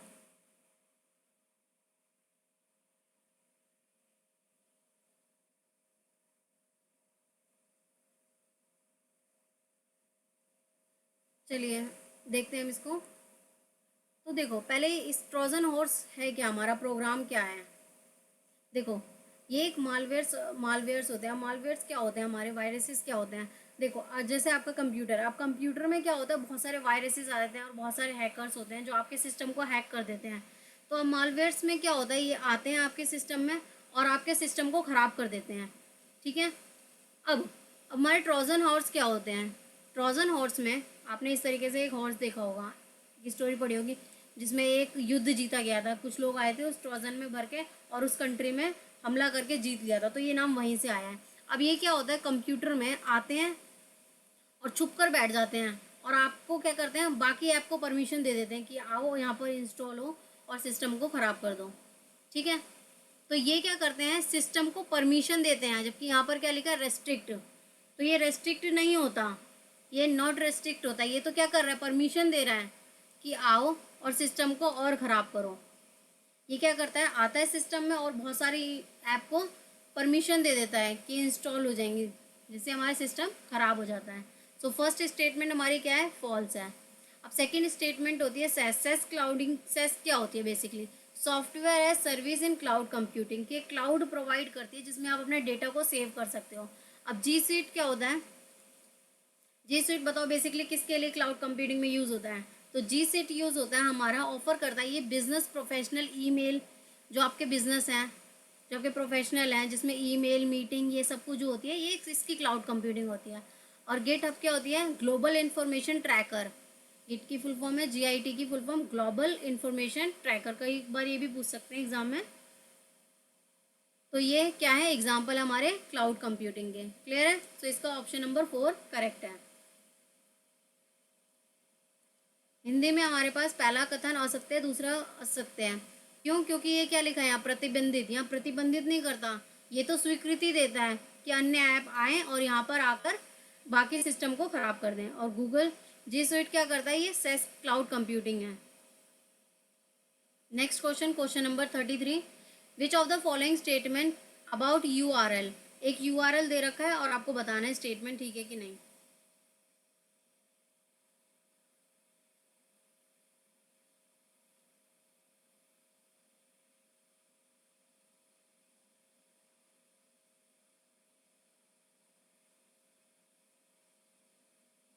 आप थोड़ा सा अपनी साइड से जूम कर लो, थोड़ा स्मॉल है। बाकी को भी विजिबिलिटी इशू है क्या।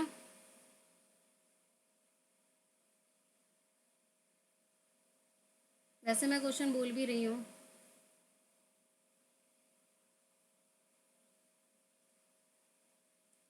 चलो ये एक दे रखी है हमारे पास, http://www.mygorment.in। ये एक URL दे रखा है, आपको बताना है। HTTP की फुल फॉर्म बताओ पहले मुझे। चलो जो भी स्टूडेंट हैं HTTP की फुल फॉर्म बताओ। अच्छा, एक ने तो बता भी दिया, रोशनी ने। गुड रोशनी।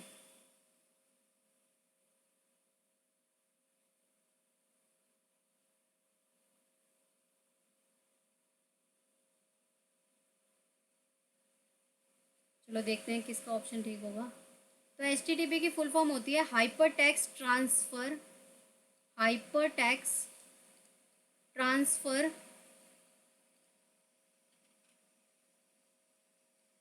प्रोटोकॉल। HTTP की फुल फॉर्म होती है। और देखो क्वेश्चन में क्या लिखा है, HTTP is the name of protocol and stands for hyper text transaction. तो यहाँ देखो ट्रांजैक्शन लिखा है, जबकि ये ट्रांजैक्शन नहीं, यहाँ क्या आना चाहिए था, ट्रांसफ़र। ये ऐसे माइनर सी चेंजेस करके स्टेटमेंट क्या होते हैं, गलत हो जाती हैं। तो ये समझ आया, ऑप्शन नंबर A क्यों गलत है। यहाँ क्या आना चाहिए था, ट्रांसफ़र। और डॉट इन का क्या मतलब होता है, डॉट इन का मतलब hosted in India, dot in मतलब इंडिया। और डॉट माई गवर्नमेंट क्या है, सेकंड डोमेन है जो हमारी वेबसाइट को बताता है। जैसे माई गवर्नमेंट हमारी क्या है, सेकंड डोमेन है जो हमारे उसको बता रहा है। क्लियर है, तो इसका करेक्ट आंसर होगा हमारा B और C, ऑप्शन नंबर 3। क्लियर है, ऑप्शन नंबर 1 गलत क्यों है और बाकी 2 सही क्यों है। चलिए नेक्स्ट क्वेश्चन, हिंदी में भी देख लो। वैसे इस क्वेश्चन में ज़्यादातर हेल्प आपको हिंदी में नहीं मिलेगी, इंग्लिश में ही मिलेगी। ठीक है, तो ये पहला ऑप्शन तो गलत है, ट्रांजैक्शन नहीं होता। तो ऑप्शन A तो वैसे ही काट दो, तो B और C इसका करेक्ट आंसर होगा। नेक्स्ट क्वेश्चन,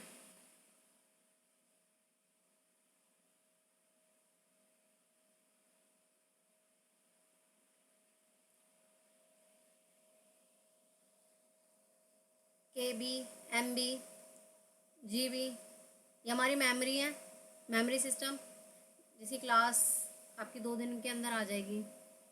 ICT की जनरली PYQ की प्लेलिस्ट रेडी हो रही है और ये आपकी रेगुलर क्लास में आएगी, जिसमें मेमोरी सिस्टम मैं कंप्लीट कराऊंगी। ठीक है, तो KB, MB, GB, TB, PB, EB, ZB, then आता है YB। तो 1 योटाबाइट किसके बराबर है, हमारे 1 जेटाबाइट के, यानी 1024 जेटाबाइट।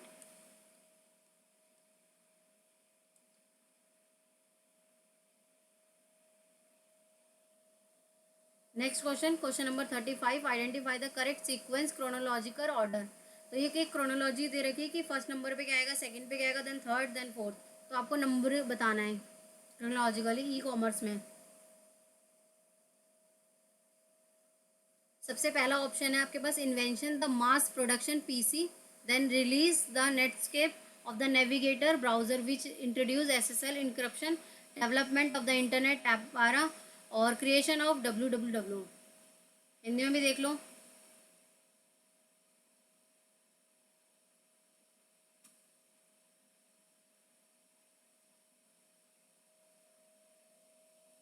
चलो इसका आंसर देखते हैं। इसका करेक्ट आंसर होगा option number 2, CAD।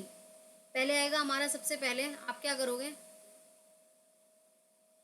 Developing of the internet APR, ARPA बताओ कब आया था? 1960 में आया था इंटरनेट। ये क्रिएट किया जाता है बेसिकली, मॉडरेट इंटरनेट के थ्रू आप कैसे अपने प्रोडक्ट को डाल सकते हो।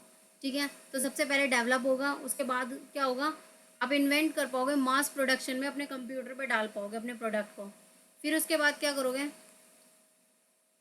क्रिएट कर पाओगे www पे आप अपने प्रोडक्ट को डालोगे। उसके बाद रिलीज करोगे इनक्रप्शन, जो भी आपके प्रोडक्ट से रिलेटेड होगा। क्लियर है ये?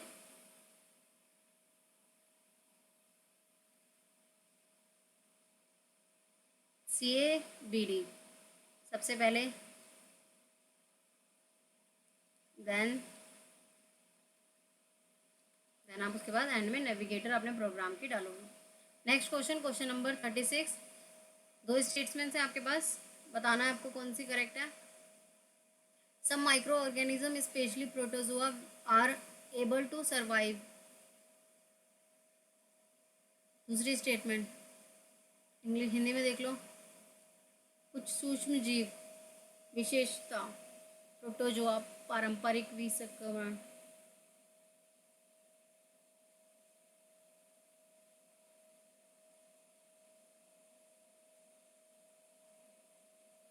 चलिए इसका करेक्ट आंसर है, ये दोनों ही सही हैं।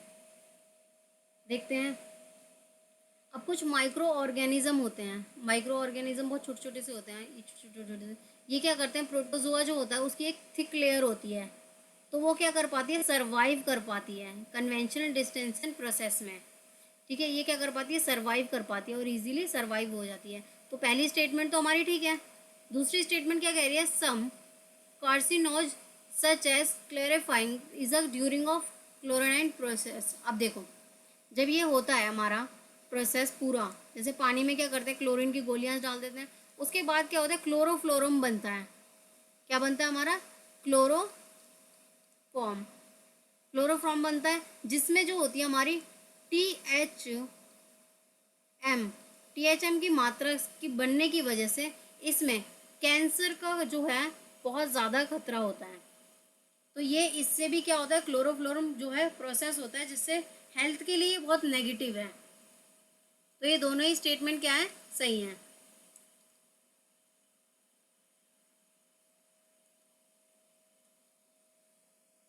चलिए next question, question number 37। The framework agreement of ICA open signature member country. अंतर्राष्ट्रीय सौर संधि में समझौते के स्वरूप रूपरेखा बताइए। हस्ताक्षर किस स्थान पर हुआ था।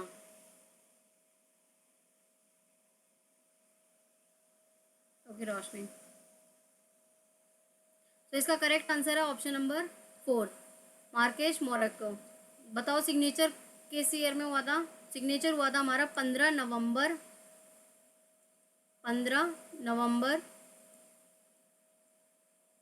2016 को, COP22 के अंडर यूनाइटेड नेशन में फ्रेमवर्क में। ठीक है, और ये लॉन्च हुआ था COP21 2015 क्लाइमेट पेरिस में।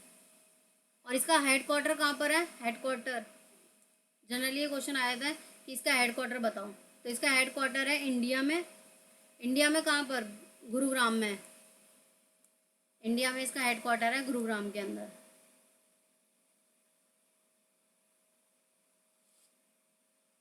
Next question, question number 38। Reducing child mortality was one of the goal. किसका गोल था, हिंदी और इंग्लिश दोनों में आंसर है। तो इसका करेक्ट आंसर है ऑप्शन नंबर 2, MDG। पर यूजीसी ने इसका सबसे पहले आंसर बोथ दे दिया था, SDG और MDG, फिर बाद में चेंज हो गया था MDG, लेकिन इसका करेक्ट आंसर MDG ही है।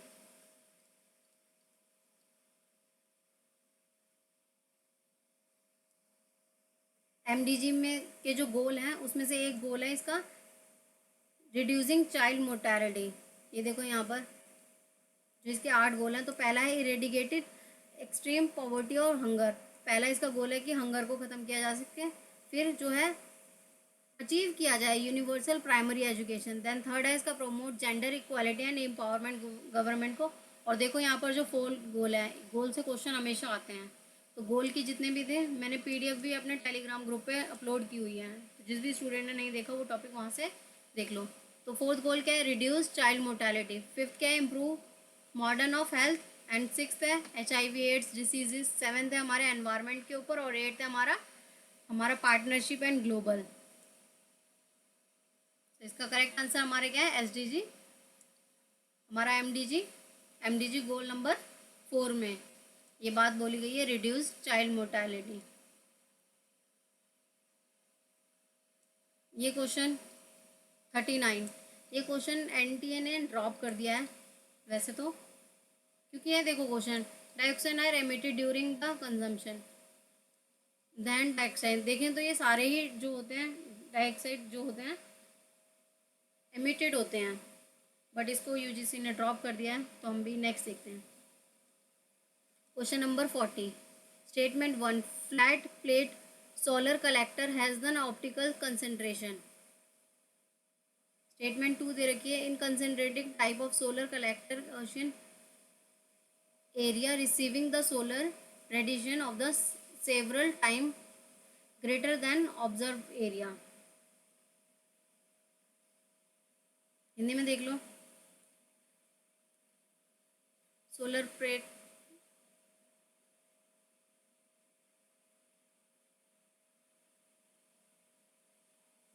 चलो इसका करेक्ट आंसर है ऑप्शन नंबर 4। पहली स्टेटमेंट गलत है, दूसरी स्टेटमेंट सही है। तो जब हम सोलर पैनल की बात करते हैं तो इस तरीके से देखा होगा आपने, सोलर पैनल जो क्या करता है, सन से, जो भी सन है इसकी जो जो हीट होती है इससे क्या करता है, इलेक्ट्रिसिटी प्रोड्यूस करता है।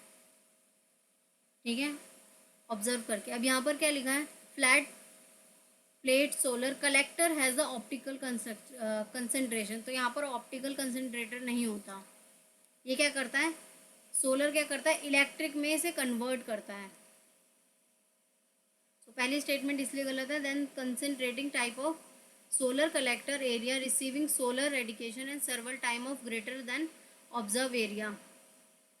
तो क्या करता है, इसके ऑब्जर्व एरिया से ये एरिया ज़्यादा है जो उसको रेडिएशन को इलेक्ट्रिक में कन्वर्ट कर रहा है। तो क्लियर है, दूसरी स्टेटमेंट क्यों ट्रू है।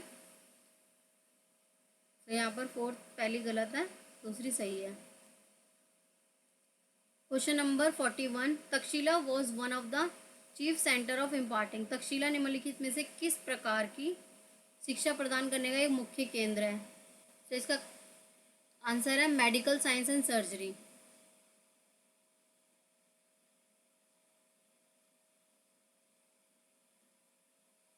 तक्षशिला में जो है मेडिकल साइंस एंड सर्जरी होती थी।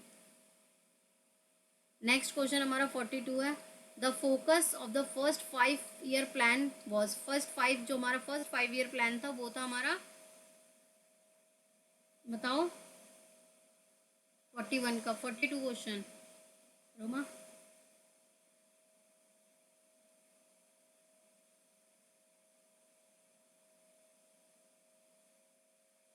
तो देखो इसका करेक्ट आंसर है ऑप्शन नंबर 1, जनरल एजुकेशन। तो जो हमारी पहली पंचवर्षीय योजना आई थी इसमें हमारी जनरल एजुकेशन, जिसमें हमारी प्राइमरी और सेकेंडरी,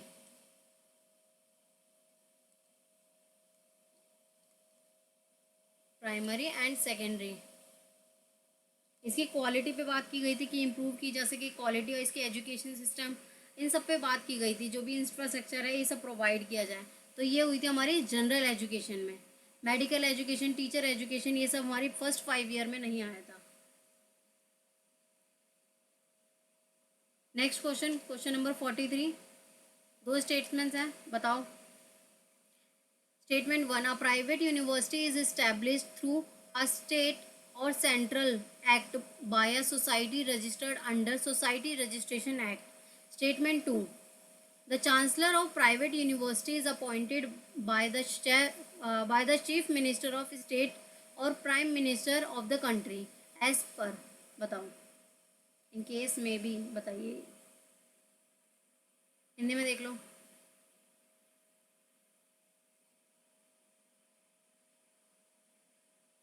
क्वेश्चन पढ़ो और उसके बाद आंसर दो। Not PM, Roshni sir. चलिए इसका करेक्ट आंसर देखते हैं। तो इसका करेक्ट आंसर है ऑप्शन नंबर 3। स्टेटमेंट 1 करेक्ट है, स्टेटमेंट 2 इनकरेक्ट है। तो स्टेटमेंट 1 क्या कह रही है, private university is establish through the, तो कोई भी अगर प्राइवेट यूनिवर्सिटी अगर इस्टेब्लिश हो रही है तो ऑब्वियस है उसे सोसाइटी रजिस्टर अंडर एक्ट में रजिस्टर कराना पड़ेगा पहले अपने आप को, फिर उसके बाद ही वो क्या कर सकती है, प्राइवेट यूनिवर्सिटी बन सकती है। तो ऑप्शन 1 करेक्ट है। अब दूसरा क्या है, the chancellor of private universities appointed by the chief minister, नहीं ये गलत है। तो फिर chief minister of the state prime minister, तो ये गलत है। यहाँ पर क्या होगा, जबकि अपॉइंट किया जाता है चांसलर इस टिपिकली जो यूनिवर्सिटी का बोर्ड ऑफ गवर्नर्स होते हैं, जो एग्जीक्यूटिव काउंसिल होते हैं, वो इसको अपॉइंट करते हैं। क्लियर है? तो इसका करेक्ट आंसर है, पहली स्टेटमेंट हमारी ठीक है, दूसरी स्टेटमेंट हमारी गलत है। ठीक है, next question 44, which of the following characteristics of non convention learning. English में क्वेश्चन ये रहा, देखो और आंसर बताओ हिंदी में। गैर पारंपरिक अधिगम के लक्षण। चलिए इसका करेक्ट आंसर देखते हैं, 44 का 1। तो इसका करेक्ट आंसर है ऑप्शन नंबर 3, BDE। देखो, नॉन कन्वेंशनल की बात की है, जो कन्वेंशन नहीं है। तो कन्वेंशन में क्या था, एक टीचर सेंटर था जहाँ पर टीचर होती थी, स्टूडेंट क्या करते थे, उसकी बात मानते थे, और जो भी वो समझाती थी टीचर का क्या होता था, स्टूडेंट में पूरी तरह कंट्रोल होता था। वहाँ पर स्टूडेंट फ्लेक्सिबल नहीं था, ना स्टूडेंट की नीड के अकॉर्डिंग होता था। लेकिन नॉन कन्वेंशन क्या है, स्टूडेंट की नीड के अकॉर्डिंग होगा, फ्लेक्सिबल होगा। ठीक है, लेक्चर मेथड नहीं होगा, तो देखो पहले ए एलिमिनेशन कर दो, कंट्रोल तो नहीं होगा। दूसरा, बेस्ड ऑन लेक्चर मेथड भी नहीं होगा, तो ए सी अगर आप एलिमिनेट करते तब भी हो जाता। तो नॉन कन्वेंशनल क्या है, लर्नर ओरिएंटेड है, कोई फिक्स करिकुलम नहीं है, स्टूडेंट की नीड्स के अकॉर्डिंग होगा, जैसी उसकी नीड्स होगी वैसे, और कॉस्ट इफेक्टिव होता है।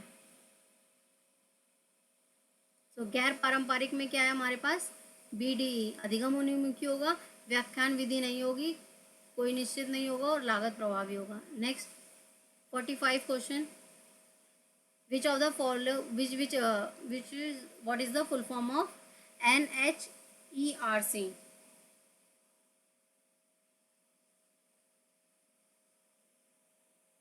तो इसका करेक्ट आंसर होगा national higher education regulatory act.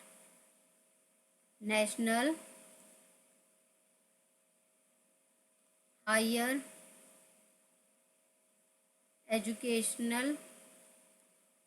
Education regulatory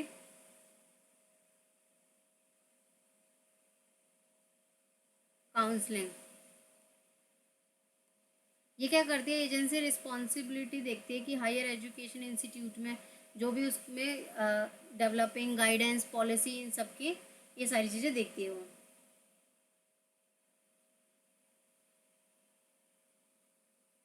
चलो नेक्स्ट हमारा हो गया 46 to 50, ये हमारा RC। तो पहले RC का स्क्रीनशॉट ले लो जिससे कि आप सॉल्व कर पाओ कंप्लीट। ये इंग्लिश में है, 5 क्वेश्चंस आते हैं हमेशा RC से,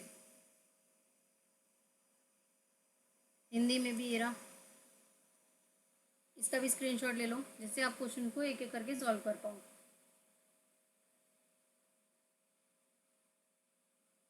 डन स्क्रीनशॉट। चलिए क्वेश्चन देखते हैं। तो देखो सबसे पहले आपको क्या करना होता है, मैंने आपको बताया था कि अगर क्या पैसेज छोटा है तो पहले आप उसको रीड कर लो अगर आपके पास टाइम है तो, क्योंकि विथिन 5 मिनट लगेंगे, आप उसको अच्छे से रीड भी कर पाओगे और इजीली उन क्वेश्चन को सॉल्व कर पाओगे। तो पहले आप पैसेज को, अगर वो छोटा है तो उसको रीड कर लो। पैसेज देखो डायरेक्ट है या अंडरस्टैंडिंग का है, क्योंकि पैसेज में 5 क्वेश्चन होते हैं और वो 2 मार्क्स के होते हैं, यानी 10 नंबर आपके 100% सही होने चाहिए।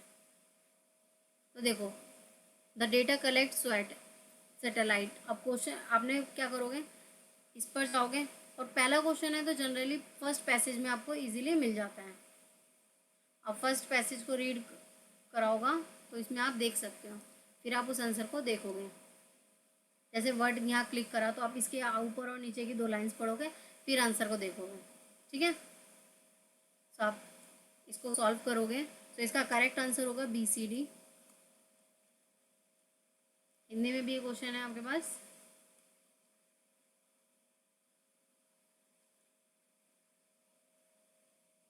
Next question, question number 47। आप इसको भी क्या करोगे, पैसेज में जाओगे और पैसेज में इस क्वेश्चन को देखोगे और उसके अकॉर्डिंग इसका आंसर दोगे। तो इसका करेक्ट आंसर होगा 20 ईयर। स्टेटमेंट बेस्ड क्वेश्चन में क्या होता है, आपको पूरे पैसेज की अंडरस्टैंडिंग होनी चाहिए। ये जो लाइन है क्या ये इससे रिलेट कर रही है कि नहीं कर रही, तो लाइन रिलेट कर रही होगी तभी आप उसको सॉल्व कर सकते हो। ठीक है, सो फर्स्ट स्टेटमेंट जो है हमारी फॉल्स है, सेकेंड स्टेटमेंट करेक्ट है। आप इस पूरे पैसेज को क्या करोगे, वीडियो को स्टॉप करोगे और स्टॉप करने के बाद आप हर एक क्वेश्चन का आंसर दोगे। ठीक है, RC छोड़ना नहीं है, उसकी प्रैक्टिस करनी है। हिंदी में भी यहाँ पर क्वेश्चन अवेलेबल है, इसका करेक्ट आंसर है option number 4। 49 question, so satellite the primarily been build, ये ऑप्शंस हैं, इसका करेक्ट आंसर है A एंड D।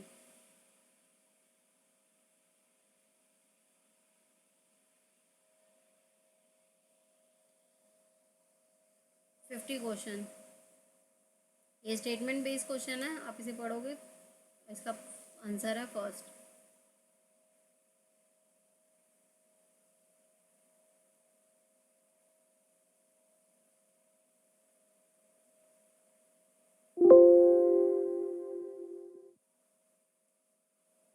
हिंदी में ये रहा क्वेश्चन, इसका करेक्ट आंसर है ऑप्शन नंबर 1। तो आज हमने 1 to 50 क्वेश्चन पूरे PYQ कर लिया है, जो कि हमारा 14 मार्च 2023 का शिफ्ट 1 का हमने पूरा इसे कंप्लीट किया है। इसे सारे ऑप्शन को समझे और डिटेल में कंप्लीट किया है।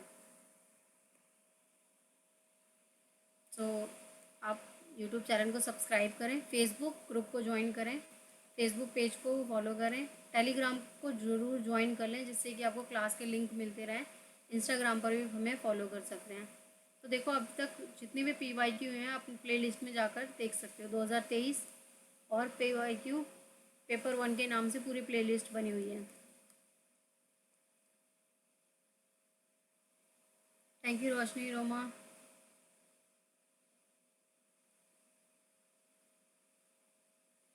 जो भी स्टूडेंट रिकॉर्डिंग देख रहे हैं, क्लास के बाद क्लास में कमेंट करें कि क्लास कैसी लगी आपको। चलिए, थैंक यू।